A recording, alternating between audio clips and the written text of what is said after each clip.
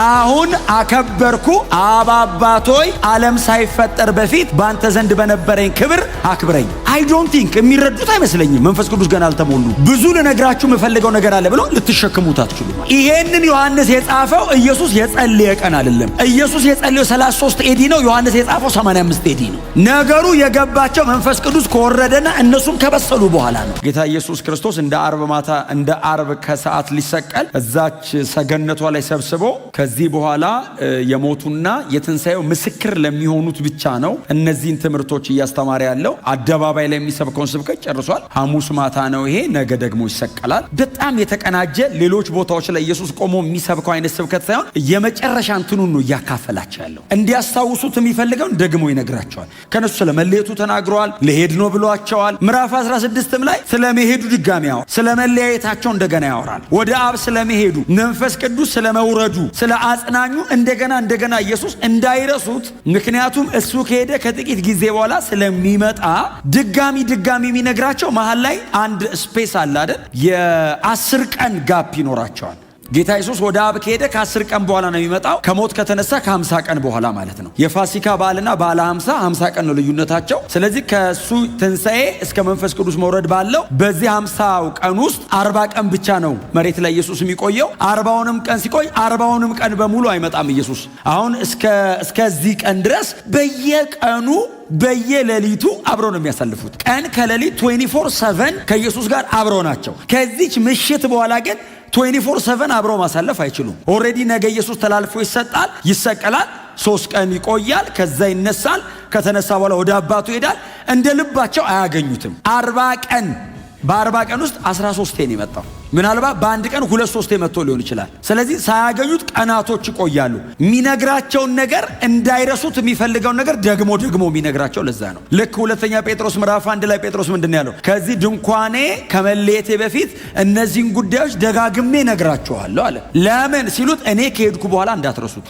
አንድን ጉዳይ ደግመው ከተናገሩት ጌታ ኢየሱስ ክርስቶስ ይሄን ጉዳይ ደግሞ ከተናገረ፣ ስሙኝ፣ የወንጌል ጸሐፊዎቹ ይሄን ጉዳይ ደግሞ ከጻፉት አቴንሽን ማለት ነው። ስለ መንፈስ ቅዱስ በአንድ ማታ 2-3 ኢየሱስ አወራ። በአንድ ማታ ስለ ፍሬ ማፍራት አንዴ ነው ያወራው። ስለ ትሕትና አንዴ ነው ያወራው። ከዚህም በኋላ ያለ ጸሎት አለ። ምዕራፍ 17 ሙሉ ጸሎት ነው። አንዴ ነው የጸለየው። ከዛ 18 ላይ ቲንክ እራት ነገር ይበላሉ። ከዛ 19 ላይ ተላልፎ ይሰጣል ማለት ነው። በእነዚህ ጊዜያቶች ሁሉንም አንዳንዴ ነው ያወራው። መንፈስ ቅዱስን ግን ደጋገመው።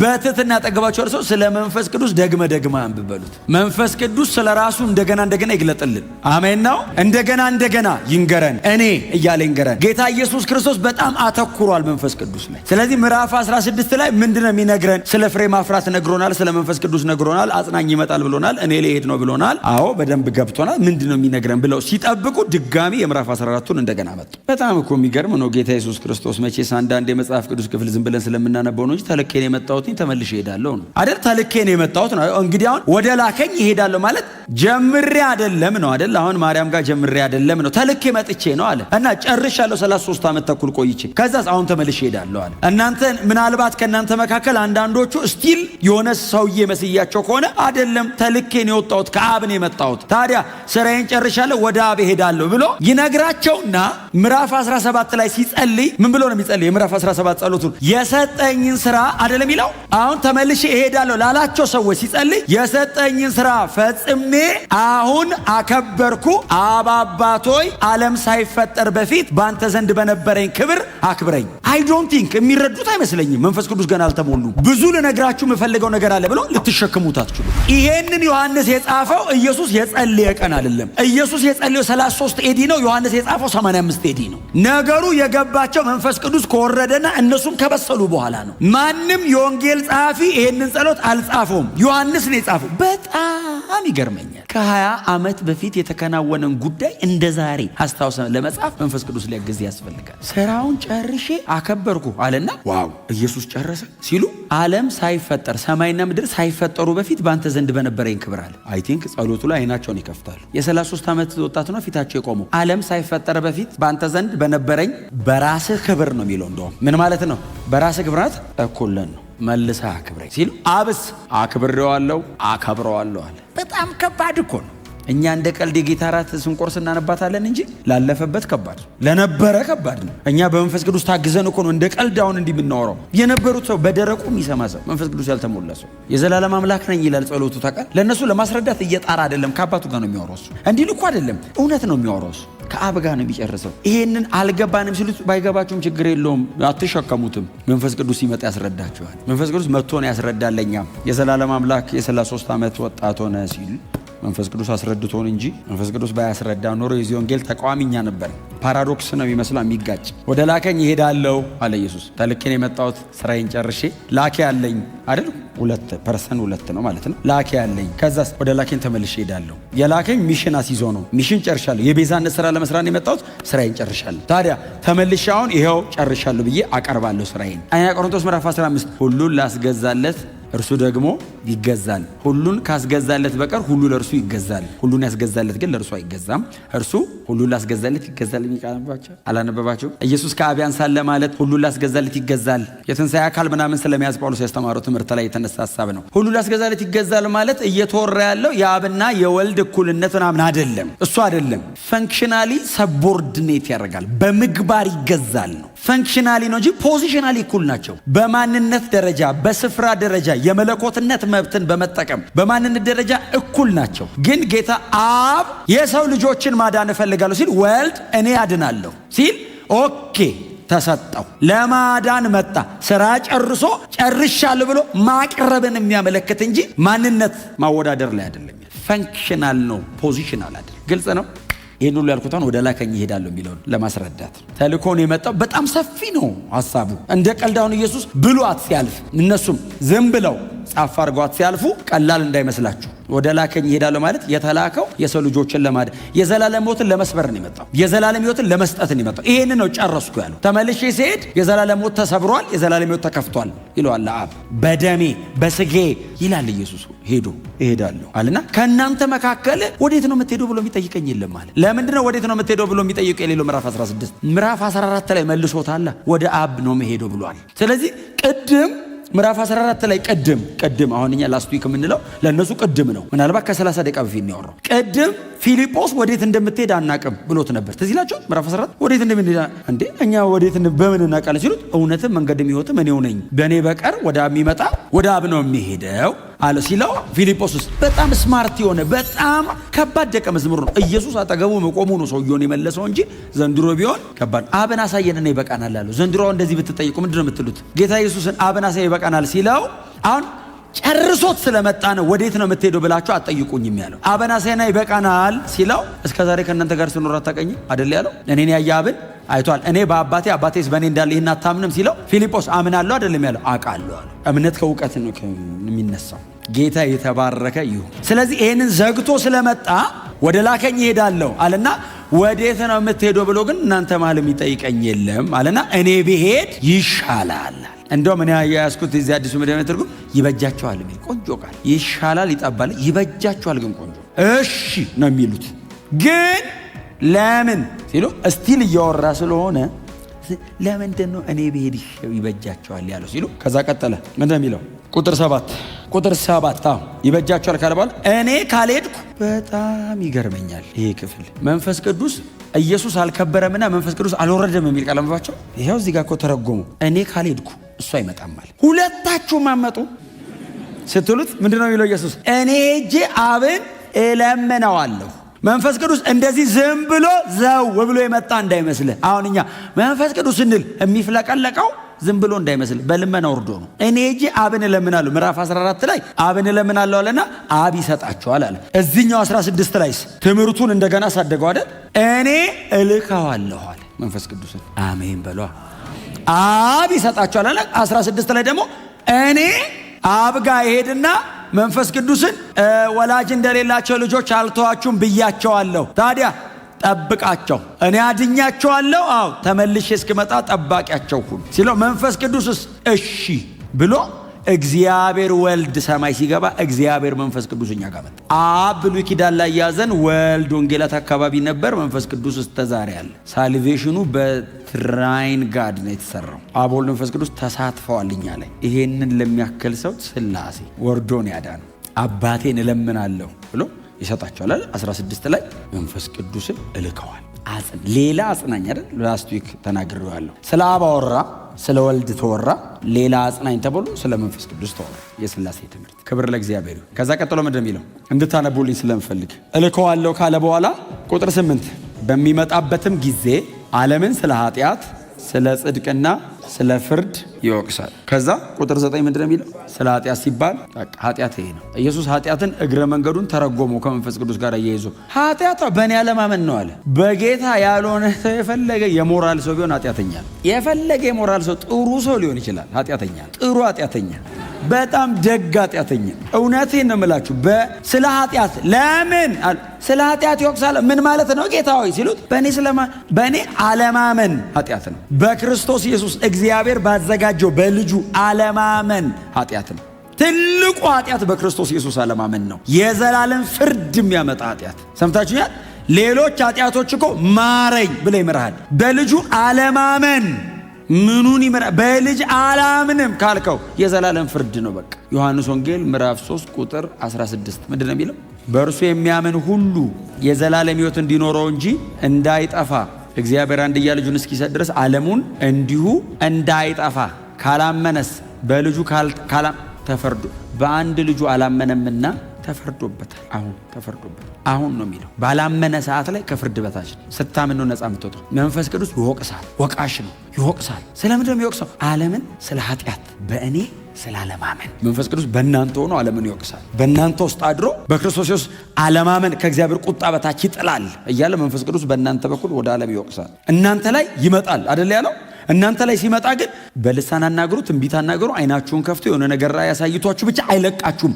ይሄ የመንፈስ ቅዱስ ስራ ነው። ኦፍ ኮርስ እነዚህ ስጦታዎችን ያደርጋል። ዋና ስራው ምንድን ነው?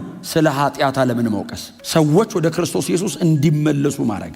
በክርስቶስ ኢየሱስ አለማመን የዘላለም ፍርድ የሚያስገኝ ኃጢአት ነው። በጣም አጠንክሬ ነው የምነግራችሁ። ምናልባት እንግዶች ካላችሁ እኛ መሃል በክርስቶስ ኢየሱስ ማመን ብቻ የዘላለም ይሰጣል። ይህንን የምንመሰክረው እኛ አይደለንም፣ መንፈስ ቅዱስ ነው የሚመሰክረው። የመንፈስ ቅዱስ ምስክርነት ይሄ ነው። መንፈስ ቅዱስን የሚሳደብ ኃጢአቱ አይሰረይም ማለት ምን ማለት ነው? መንፈስ ቅዱስን የሆነ ነገር እንደምትሳደበው መሳደብ ማለት አይደለም እኮ ትርጉሙ። መንፈስ ቅዱስን አለመቀበል ነው መሳደብ። ሬዚስት ለማድረግ መሞከር ነው መሳደብ። የመንፈስ ቅዱስ ስራው ምንድን ነው? ስለ ክርስቶስ ኢየሱስ የዘላለም ሕይወትነት መመስከር። እምቢ ስትለው መሳደብ ነው። ስርየት የለውም። እኔ ኢየሱስን እኮ አላውቀውም። ስለ ኢየሱስ የነገረኝ እኮ መንፈስ ቅዱስ። ታዲያ የዛሬ 2000 ዓመት መስቀል ላይ ስለ ሞተው ስለ ኢየሱስ ከራስ መኖር በላይ ትመሰክራለህ። ይህንን ምስክርነት አንተ ውስጥ ያስቀመጠው መንፈስ ቅዱስ ነው። ስሙኝ፣ እኔ እንዳልመስል እኔና እናንተማ ኢትዮጵያውያን አሕዛብ ነን፣ ምስራቅ አፍሪካን ያለ ነው። ከኢየሱስ ክርስቶስ ጋር የበሉ የጠጡትን ሰዎች ጌታ ኢየሱስ ውጡና ስበኩ አይደለም ያላቸው። መንፈስ ቅዱስ ሲመጣ ስለ እኔ በእናንተ ይሰብካል። መንፈስ ቅዱስ ሲወርድ ነው የመሰከሩት። አብረው የኖሩ እምትዩን አላቆም ብሎ ያውቃል። አትመሰክርም ስላየ መንፈስ ቅዱስ በአንተ ነው የሚመሰከረው። አብሮ የኖረ ክዶ ያውቃል። ባይዘው ጴጥሮስን የሚያክል ኧረ እኔ አላውቀውም። ጴጥሮስ ምንድን ነው ያለው? ረገመው እኮ ነው የሚለው። ሊረግመው ጀመረ ይላል። ኢየሱስን መንፈስ ቅዱስ አድሮብን ነው ደህና ነው። የክርስቶስ ምስክር ስለ ኢየሱስ እንድታወራ የሚያደርግ ብርሃን የሚሰጥህ እርግጠኝነትን እዚህ ውስጥ የሚያስቀምጠው መንፈስ ቅዱስ ብቻ ነው። እውቀትህ አይደለም፣ ብርሃን ነው። ብርሃን ነው ይሄ። ማወቅን የመሰለ ጥሩ ነገር የለም። ማወቅ ብቻ ምን ያደርጋል? ተምረው እግዚአብሔር የለም ያሉ አሉ። አየህ፣ መንፈስ ቅዱስ ካለመሰከረ አዋቂ ሀያሲ ነው የሚያለው። ማወቅ መንፈስ ቅዱስ ሲያድርብህ አንዷ ጥቅስ የዘላለም ሕይወት።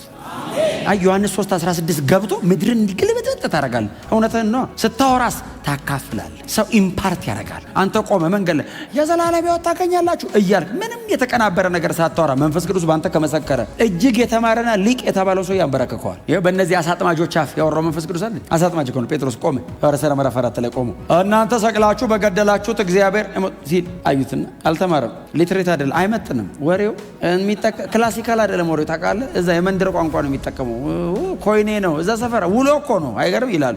ብራዘር ሰብኮ ወጥቶ ሄደ። ቀጥሎ የተጻፈው ጥቅስ ከካህናት ወገን ብዙዎቹ ለዚህ እምነት ታዘዙ የሚል አልተማረም ያለው ሰውዬ ቸርች ተከትሎት መጣ። የመንፈስ ቅዱስ ቴስቲሞኒ ነው። ትክክል። ወንጌል በመንፈስ ቅዱስ ነው የሚመሰከረው። ወንጌል የሥላሴ ፕሮግራም ነው፣ የጠላውን አይደለም። አይ መንፈስ ቅዱስ ሲያወራው አብሮ ነው ዲዛይን ያደረገው ከአብና ከወልድ ጋር።